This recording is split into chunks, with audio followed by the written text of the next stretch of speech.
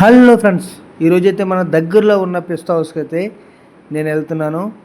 Malay bun ఎలాగుందో taste చేయడానికి అయితే నేను పిస్తా హౌస్కి వెళ్తున్నాను.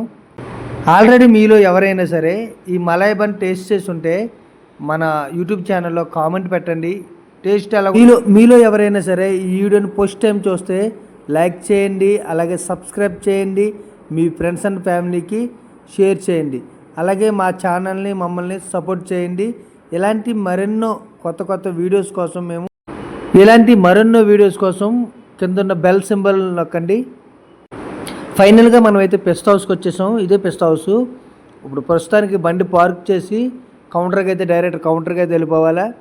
ఎందుకంటే కౌంటర్లో ఫస్ట్ అయితే మనం టోకెన్ తీసుకోవాలా.